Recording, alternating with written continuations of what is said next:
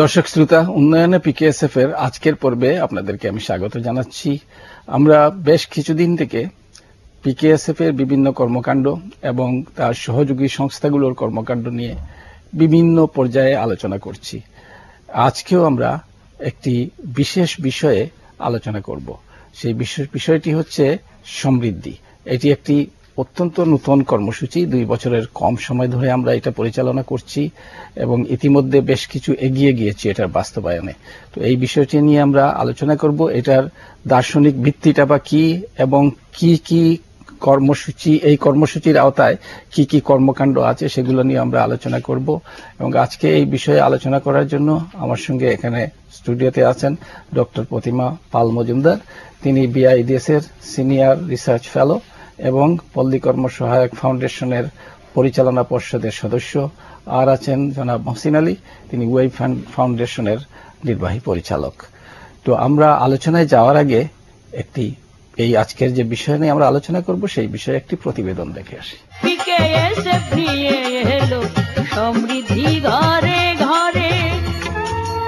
কর্মসংস্থানের মাধ্যমে দারিদ্র্য দূরীকরণের লক্ষ্য নিয়ে লাভের জন্য নয়, প্রতিষ্ঠান হিসেবে 1990 সালে পল্লী কর্ম সহায়ক ফাউন্ডেশন এর যাত্রা শুরু।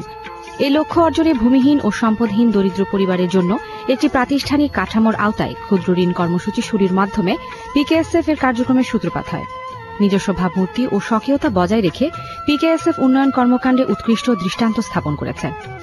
এরই ধারাবাহিকতায় পিকেএসএফ 2010 সালে তৃণমূল পর্যায়ের দরিদ্র পরিবারগুলির সামগ্রিক দারিদ্র্য দূরীকরণের লক্ষ্যে দরিদ্র পরিবারের সম্পদ ও সক্ষমতা বৃদ্ধি সমৃদ্ধি শীর্ষক একটি পরীক্ষামূলক কর্মসূচি তাদের সহযোগী সংস্থার মাধ্যমে চালু করে।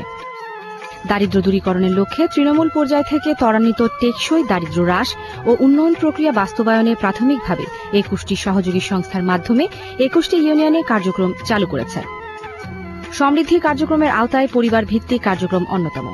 এ কার্যক্রমের আওতায় প্রতি ইউনিয়নে পিকেএসএফ এর সুবিধাভোগীদের মধ্য থেকে একটি করে বাড়িকে মডেল হিসেবে গড়ে তোলা হয়েছে, যার নাম দেওয়া হয়েছে সমৃদ্ধি আদর্শ বাড়ি। এমনই একটি বাড়ি চুয়াডাঙ্গা জেলার জীবননগর উপজেলার সীমান্ত ইউনিয়নের গয়েশপুর গ্রামের সুফিয়া খাতুনের বাড়ি। এ বাড়িকে সমৃদ্ধি আদর্শ বাড়ি হিসেবে গড়ে তুলতে পিকেএসএফ এর সহযোগী সংস্থা ওয়েব ফাউন্ডেশন কাজ করছে। সমৃদ্ধি প্রকল্পের যে বাস্তবায়ন কৌশল এবং পল্লী কর্মসহায়ক ফাউন্ডেশনের যে পরিকল্পনা, সেটা যদি সারা বাংলাদেশে যদি বাস্তবায়িত হতো তাহলে বাংলাদেশের দারিদ্র্য বিমোচন অতি দ্রুত সম্ভব হতো এবং এটা টেকসই দারিদ্র্য বিমোচনে ব্যাপক ভূমিকা রাখত। এ বাড়িতে ঔষধি গাছের বাগানে রয়েছে পাথরকুচি, অ্যালোভেরা, বাসক, শতমূলী সহ নানা জাতের ঔষধি গাছ। মশলা গাছের মধ্যে দারুচিনি ও তেজপাতা উল্লেখযোগ্য। সবজি বাগানে রয়েছে নানা জাতের সবজি, যা তাদের পরিবারের চাহিদা মিটিয়েও বাজারে বিক্রি করে বাড়তি আয় করতে পারছে। তাদের পারিবারিক ছাগল খামারে রয়েছে মা ছাগল সহ ছোট বড় মিলিয়ে বেশ কিছু ছাগল, যা থেকে তারা প্রতি বছর ছাগল বিক্রি করতে পারে। তারা বেশ কিছু ভেড়াও পালন করে। এছাড়াও তারা গরু পালন করে, যা তাদের দুধের চাহিদা পূরণ করে।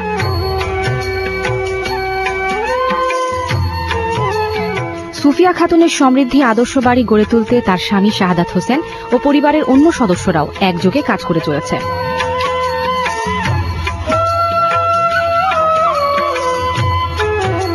গরুর গোবর দিয়ে তারা কুইক কম্পোস্ট ও ভার্মি কম্পোস্ট তৈরি করে।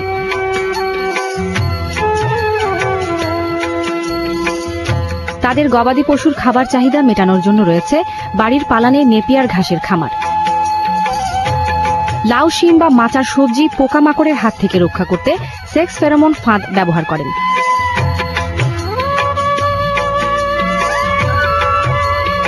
তাদের বাড়ির আশেপাশে রয়েছে পেয়ারা, আম, লিচু, কলা, কামরাঙ্গা সহ বেশ কিছু ফলের গাছ, যা তাদের ফলের চাহিদা পূরণ করে। রান্নাবান্নার কাজে পরিবেশ বান্ধব বন্ধু চুলা ব্যবহার করে। বিশুদ্ধ পানির জন্য টিউবওয়েল ব্যবহার করে। তারা রাতে আলো জ্বালানোর জন্য সোলার লণ্ঠন ব্যবহার করছে। এক কথায় সুফিয়া খাতুন ওয়েব ফাউন্ডেশনের সহায়তা ও পরামর্শে তার সীমিত সম্পদ ব্যবহার করে নিজে স্বাবলম্বী হয়েছেন। এখন আমার বর্তমান বেড়ার ঘরটা বাদ দিয়ে এখন কিছু ইট নিয়েছে, ভালো করে একটা থাকার পাকা বিল্ডিং বানানোর চেষ্টায় আছি।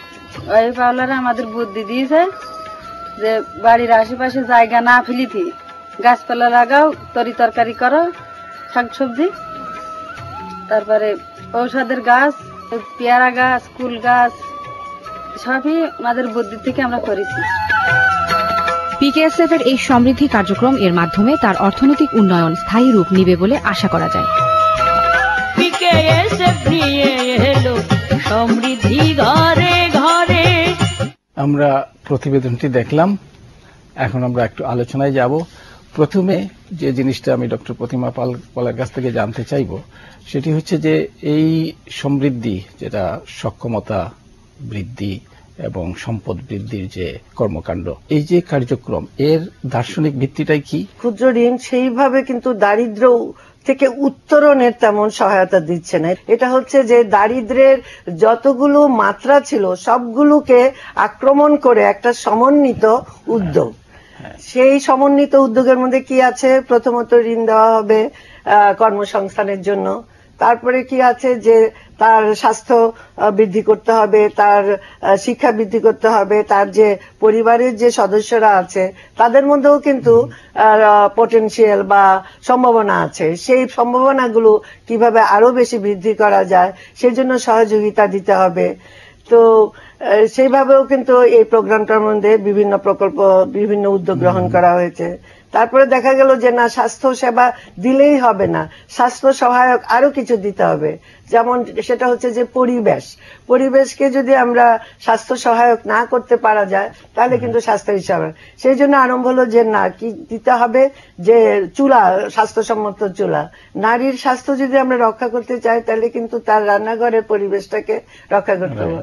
সেই ফিলোসফি মাথায় নিয়ে কিন্তু এই প্রোগ্রামে যোগ করা হলো যে বন্ধু চুলা, যেটা নাকি উন্নত মানের চুলা দেওয়া হবে, যেখানে নাকি কার্বন ডাই অক্সাইড নির্গত হবে না বেশি, বা নারীর স্বাস্থ্য থাকবে। এবং এই চুলা কেনার জন্য কিন্তু এই প্রোগ্রামের মাধ্যমে লোন দেওয়া হয়। ক্ষুদ্র ঋণের একটা বিরাট দুর্বলতা ছিল যে পুঁজি গঠন করা হচ্ছে না। ক্ষুদ্র ঋণের থেকে যে সারপ্লাসটা হচ্ছে, যে উদ্বৃত্তটা হচ্ছে, সেটা কিস্তি দেওয়ার মাধ্যমে চলে যায়, এরকম একটা দোষের কথা বলা হয় ক্ষুদ্র ঋণের। এইখানে এই প্রোগ্রামটার মাধ্যমে একটা প্রকল্প নেওয়া হলো যে এখানে সঞ্চয় করবে, যে পরিবারগুলো ঋণ নেবে বা এই আওতায় আসবে তারা মাসে একটা বাধ্যতামূলক ভাবে একটা সঞ্চয় করবে এবং নিজেদের ব্যাংকে করবে নিজেদের। এবং এটা কিন্তু আরেকটা জিনিস করা হয়েছে যে ব্যাংকের সঙ্গে দরিদ্র পরিবারগুলোকে একটা পরিচিতি দেওয়া হয়েছে, এবং তাদের আমরা যখন এই ভিজিট করেছি পরিবারগুলো, তাদের মধ্যে একটা আস্থা জন্মেছে যে তারা প্রাতিষ্ঠানিক ইসের সঙ্গে, সেক্টরের সঙ্গে তারা যুক্ত হয়েছে, ব্যাংকের সঙ্গে যুক্ত হয়েছে। আরেকটা আমি একটু বলবো, যেটাও একটা দোষের ব্যাপার ছিল গত কয়েক বছর ধরে, যে গ্রামগঞ্জে জিও এনজিওর কোনো কোঅপারেশন নেই, কিন্তু এই প্রোগ্রামটার মাধ্যমে কিন্তু আমরা সেটার সঙ্গেও আমরা যুক্ত করে দিই। ইউনিয়ন পরিষদকে যুক্ত করছি। চাকরির সন্ধান করে দেওয়া, এটা দেশে যেমন চাকরির সন্ধান করে দেওয়া, আবার বিদেশেও চাকরির সন্ধানের সুযোগ দেওয়া, সংবাদ দেওয়া, এই যে পরিবারগুলোকে যেগুলো সমৃদ্ধির আন্ডারে আছে আর কি। এটা একটা সর্বাঙ্গীন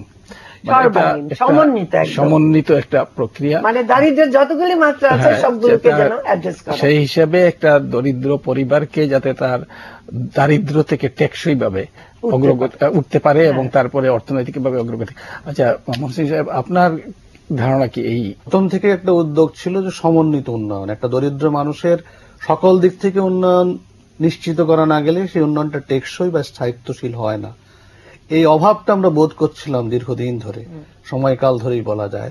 সেক্ষেত্রে সমৃদ্ধি কর্মসূচিটা একটা বৈপ্লবিক কর্মসূচি বলেই বলতে চাই আমরা, কারণ এই একটাই কর্মসূচি বাংলাদেশ এই পর্যন্ত এসছে, অন্তত আমি বলতে পারবো বেসরকারি খাতে এইভাবে শুরুটা হয়েছে, যে একটা মানুষের, একটা দরিদ্র পরিবারের শুধু নয়, আরো একটা তার সাথে যোগ, যেটা ওই ইউনিয়নের যত দরিদ্র মানুষ আছে, এবং আমাদের যে সীমান্ত ইউনিয়ন সেখানে প্রায় ৬,০০০ পরিবার একেবারে মধ্য থেকে শুরু করে একদম একেবারে অতি দরিদ্র সকলকে টার্গেট করা হয়েছে, যাতে ওই ইউনিয়নে একজন দরিদ্র মানুষও না থাকে। এটা একটা প্রথম দিক। দ্বিতীয় দিক হচ্ছে যে স্থায়িত্বশীল বা টেকসই উন্নয়নের জন্য, জীবন জীবিকার জন্য যা যা করা দরকার যেগুলি ডক্টর প্রতিমা পাল মজুমদার আলোচনা করলেন, তার সাথে কর্মসংস্থানটাও যুক্ত করা হয়েছে। সমন্বিত একটা কর্মসূচি হাতে নিতে হলে প্রথম তো তথ্য জানা দরকার। তো সেই জন্য আমরা তো এই সবগুলো ইউনিয়নে, যে কয়েকটা ইউনিয়ন আপনার ইউনিয়ন পুরোপুরি সার্ভে করা হয়েছে, পুরোপুরি আমরা জরিপ করেছি। জরিপ করে প্রত্যেকটা পরিবার যার সহায়তার দরকার নেই তারও তার তো আমরা জানি, এবং এটা দেখা গেছে যে 21টা ইউনিয়নের 73% এই কর্মসূচির আওতায় আসার মতো। একটা তো হচ্ছে একটা পরিবার ভিত্তিক আমরা কাজ করছি, আরেকটা হচ্ছে ইউনিয়ন পর্যায়ে কিছু কাজ করছি, সেটা হচ্ছে কমিউনিটি মানে ইউনিয়ন পর্যায়টাতে আমরা নিয়ে আসছি। সেখানে যে সমস্ত সংকট আছে, সমস্যা আছে, সেগুলি চিহ্নিত করা হচ্ছে, এবং সবগুলো তো আমরা করতে পারবো না বিকেএসএফ বা সহযোগী সংস্থা। এবং সেই জায়গায় আমরা যেমন একটা কালভার্ট বা একটা ব্রিজ বা একটা কিছু করার দরকার, যেটা আমরা পারি সেটা আমরা হয়তো করলাম, কিন্তু যেটা পারি না, যারা সেবা দেবেন তাদের সঙ্গে আমরা যুক্ত করে দিচ্ছি, এটাও একটা অন্য দিক। আচ্ছা, এই ক্ষেত্রে আমরা এখন একটু উদাহরণ দিয়ে আমরা একটু বিরতিতে যেতে হবে, বিরতির পরে এসে আবার আলোচনা করব। দর্শক শ্রোতা, আমরা এখন একটি ছোট্ট বিরতিতে যাচ্ছি, বিরতির পরে আবার আলোচনায় আসব।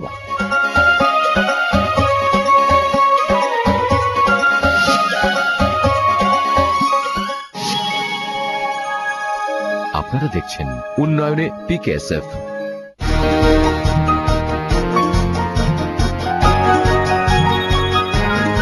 সমসাময়িক বিষয় নিয়ে সরাসরি পর্যালোচনামূলক অনুষ্ঠান ডিভাইন গ্রুপ ফ্রন্টলাইন।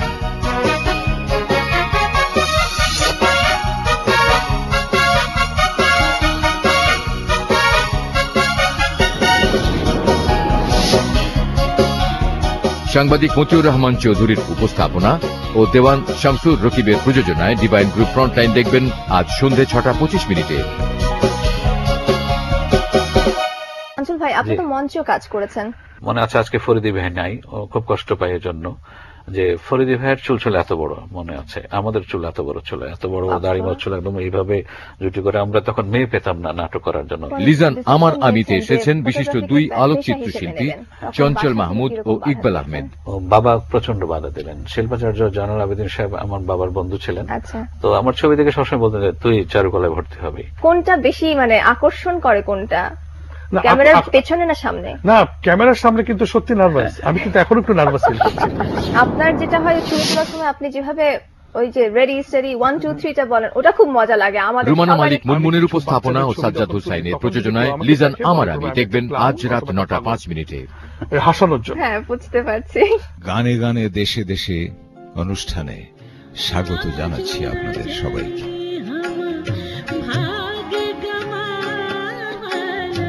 বাংলা গানের পাশাপাশি পৃথিবীর বিভিন্ন ভাষার নান্দনিকতায় সমৃদ্ধ সব গান নিয়ে বৈঠকি গানের আসর গানে গানে দেশে দেশে। প্রভাব যুক্ত গান কিন্তু অনেক রয়েছে।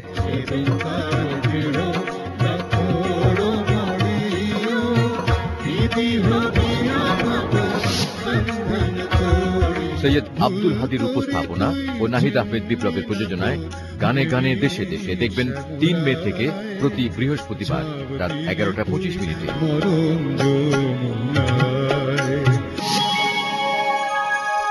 আপনারা দেখছেন উন্নয়নে পিকেএসএফ।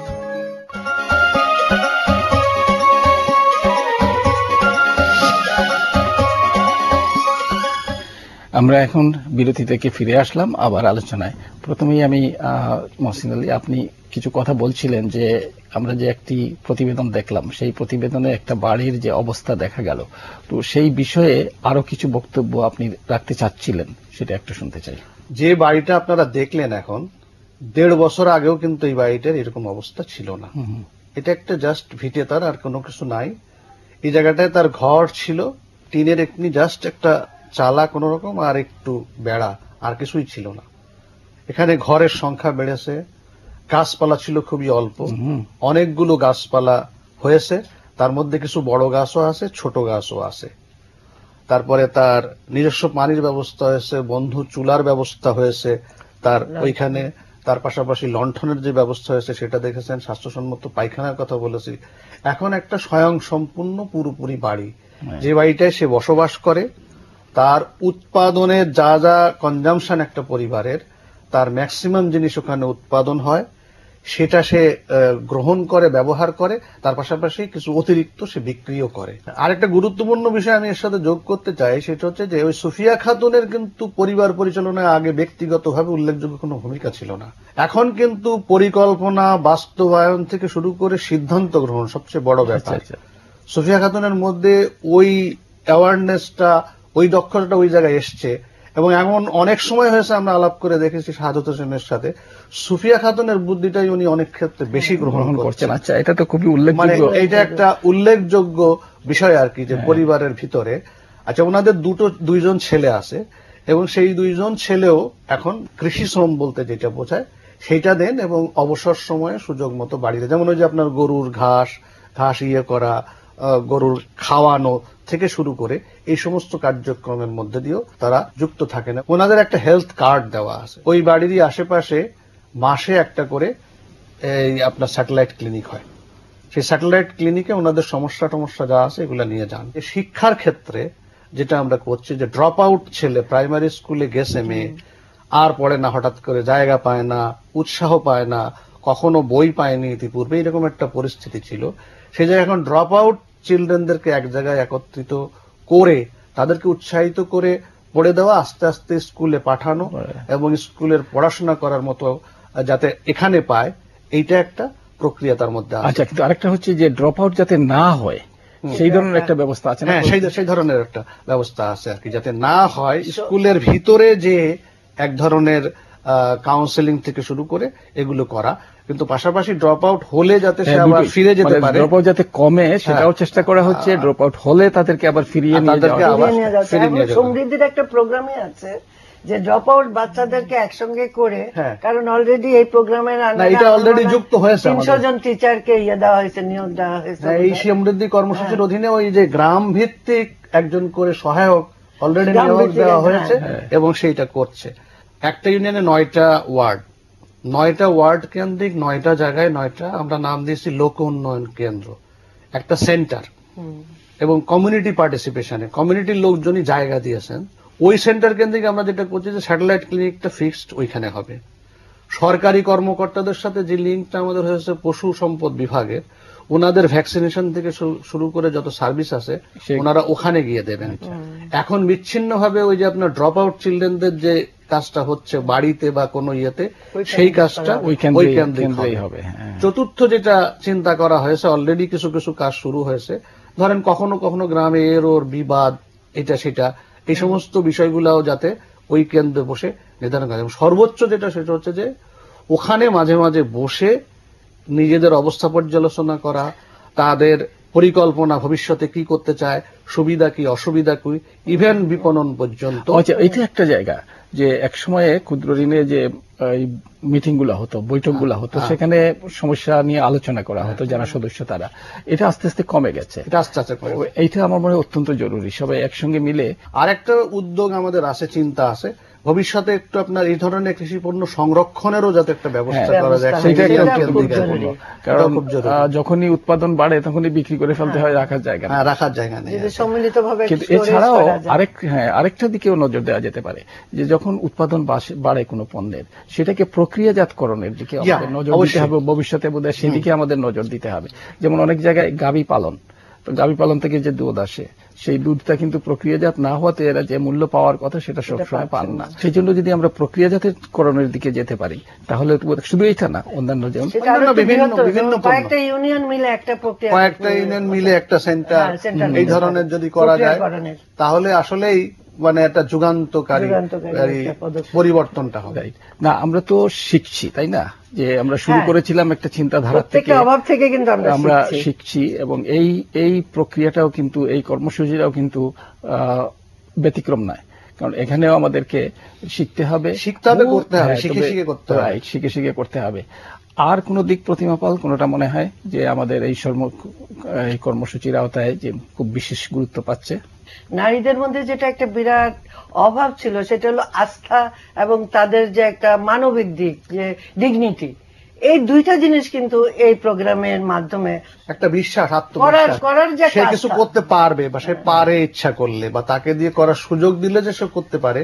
সমৃদ্ধি কর্মসূচির একটা বৈশিষ্ট্য হচ্ছে এই প্রমাণগুলো কিন্তু ক্রমান্বয়ে আস্তে আস্তে পাওয়া যাচ্ছে। আমরা দেখলাম যে এই মহিলা নিজেই সিদ্ধান্ত দেন এবং তার স্বামী সেটা মেনে নিচ্ছে। কারণ সে কি করে পারলো এটা এই প্রোগ্রামের মাধ্যমে, এবং তার মধ্যে কিন্তু ছিল, আপনি যেটা বললেন যে একটা সার্ভে করে কিন্তু প্রত্যেকটা বাড়ির সার্ভে করা হয়, এবং সেখানে সার্ভের মধ্যে কিন্তু নেওয়া হচ্ছে যে কোন বাড়ির কোথায় কি সমস্যা মানে আছে, এটাকে রিসোর্স ম্যাপিং আমরা বলি আর কি, যে কোথায় সমস্যা আছে, কোথায় তার সম্ভাবনা আছে, এটাও কিন্তু তার বিদ্যমান সম্পদ কি, এবং এই যে সহায়তাটা দেওয়া হয় কিন্তু ওই সম্পদকে, ওই সম্ভাবনাকে করেও, লক্ষ্য করেও জাগিয়ে তোলা। ওই যে বাড়িটা দেখলাম, আমরা যদি সমৃদ্ধ বাড়িটা বলি, তার মধ্যে দেখলাম যে প্রায় সবকিছুই তাদের যা যা প্রয়োজন তারা বাড়ির মধ্যেই তৈরি করছে। আর যদি লক্ষ্য করে থাকি না আর কি, প্রত্যেকটা মানুষের মধ্যে আমরা দেখেছি আর কি হাসি, মানে হাসি কিন্তু একটা বিরাট সম্পদ মনে করি, এবং ফ্যাক্টরও একটা উন্নয়ন। অবশ্যই মানুষের বেঁচে থাকা এবং অগ্রগতির জন্য, এবং আনন্দ যেটা বললেন, এরা কিন্তু আনন্দ নিয়ে করছে, রাইট। দেখছে যে সম্ভাবনাটা আছে এবং সম্ভাবনা বাস্তবায়ন করা হচ্ছে, কাজেই আনন্দ পাচ্ছে। আর যদি দেখতো যে সারাদিন উদয়াস্ত খাচ্ছি কিন্তু ঘরে এসে ভাত পাচ্ছি। আমাদের আরেকটা এক্সপেরিয়েন্স বলি আপনার, সমৃদ্ধি কর্মসূচি ওই একটা ইউনিয়ন, এটা কিন্তু অলরেডি আশেপাশে একটু সাড়া ফেলেছে, তো শুনতে চাচ্ছে, বুঝতে চাচ্ছে, আমাদের অন্যান্য কর্মীদের সাথে আলোচনা করছে, আমাদের সাথে দেখা হলো, ভাই যে আমাদের এদিকে আসা যাবে কিনা, কবে আসা যাবে, কিভাবে আসা যাবে, আমরা এই প্রক্রিয়ার সাথে যুক্ত হতে পারি কিনা, এই ধরনের একটা আলোচনাও কিন্তু শুরু হয়েছে আশেপাশে। আমি শুরুতে কিন্তু এটাই ধারণা ছিল যে আমরা যদি এটাকে প্রমাণ করতে পারি, আমাদের যে লক্ষ্যে কাজ শুরু করেছি, তাহলে অন্যদের মধ্যেও আমার ধারণা তখনই ছিল যে একটা সারা জাগানো সম্ভব। এবং আপনি যেটা বলছেন তাতে তো প্রমাণ হচ্ছে যে আমরা একটা সারা জাগাতে পেরেছি। আচ্ছা, জনাব মহসিন আলী, ডক্টর প্রতিমা পাল, আজকে আলোচনায় আসার জন্য আপনাদেরকে ধন্যবাদ জানাচ্ছি। সমৃদ্ধি কর্মসূচি আমরা যদিও ইতিমধ্যে মাত্র 35টি ইউনিয়নে কাজ করছি, এটা আমি আশা করছি যে আরো অন্তত সম্প্রসারিত হবে। সমৃদ্ধি নিয়ে আজকে যে আলোচনাগুলো করলাম সেটি সমৃদ্ধির সব দিক পুরোপুরিভাবে আসেনি, তো আমরা আগামীতেও এই সমৃদ্ধি নিয়ে আরো আলোচনা করব। এবং আজকে আমাদের আলোচনার এখানেই সমাপ্তি। দর্শক